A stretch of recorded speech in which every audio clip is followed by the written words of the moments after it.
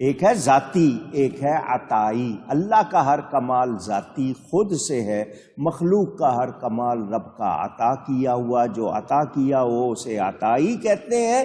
تو ہم اللہ کے سوا کسی کا ذاتی کمال مانتے نہیں، عطا کیا ہوا ہے۔ میں بول رہا ہوں رب کی عطا سے، میں سن رہا ہوں رب کی عطا سے، میں دیکھ رہا ہوں رب کی عطا سے، میں کچھ بنا رہا ہوں رب کی عطا سے۔ اس کی عطا نہ ہو میرے ہاتھ حرکت کر سکتے؟ اونچی۔ اچھا، اب یہاں ایک مسئلہ آ گیا، وہ اس لیے سنا رہا ہوں تاکہ کوئی غلط معنی نہ نکالے۔ بہت سے لوگ گناہ کر کے کہتے ہیں رب کے حکم سے کیا ہے۔ ہم نے اگر گناہ کیا ہے تو اللہ کا حکم ایسا ہی تھا، اگر اللہ کا حکم نہ ہوتا تو ہم کر سکتے۔ مولانا روم رحمت اللہ علیہ فرماتے ہیں ایک شخص نے چوری کی، جب چوری کی تو وہ پکڑا گیا، لوگ ڈنڈے لے آئے اور مارنے لگے اس کو۔ اس نے کہا رکو، تم لوگ مسلمان ہو؟ سب نے کہا جی۔ اور کہا یہ بتاؤ اللہ کے حکم کے بغیر پتا ہل سکتا ہے؟ لا تتحرک، نہیں ہل سکتا، حرکت نہیں کر سکتا۔ ان کا سوچو، جب اللہ کے حکم کے بغیر پتا نہیں ہل سکتا تو میں نے جو چوری کی ہے وہ اللہ کے حکم کے بغیر کی ہے، وہ بھی تو اللہ کے حکم سے کی ہے۔ پتا نہیں ہلتا اس کے حکم کے بغیر تو میں چوری اس کے حکم کے بغیر کیسے کر سکتا ہوں؟ لوگوں کے سامنے اس نے یہ ثابت کرنا چاہا کہ اللہ کے حکم سے کی ہے، میرا جرم نہیں۔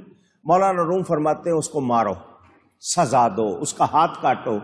اگر وہ یہ کہے کہ میں نے چوری اللہ کے حکم سے کی ہے تو اسے کہو کہ ہاتھ بھی اللہ کے حکم سے کاٹا ہے۔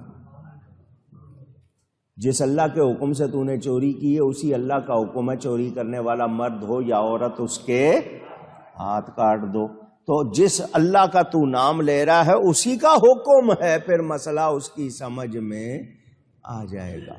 تو ہم اچھا جی تقدیر والے جی ایسا ہی لکھا تھا تو تو نے لکھا ہوا پڑھ کے کیا ہے؟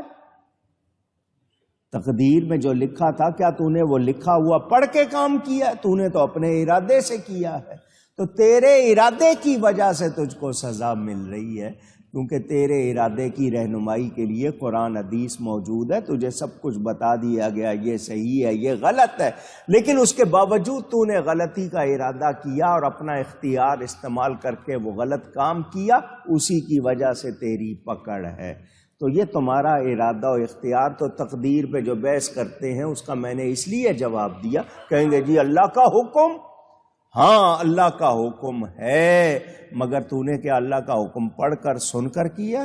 تو نے اپنے ارادے سے کیا۔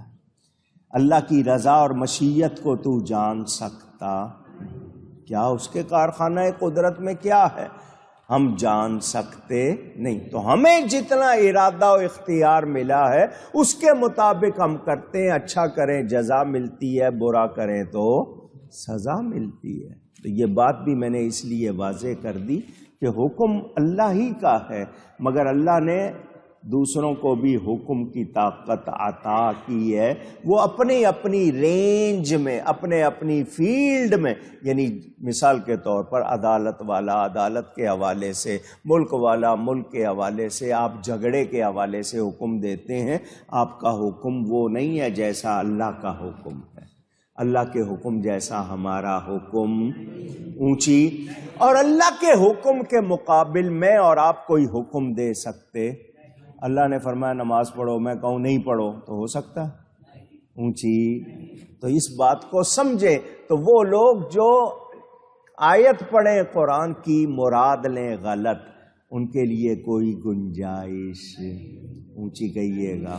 تو یہ آپ نے سمجھ لیا، میں نے توحید کے حوالے سے بھی بات کر دی۔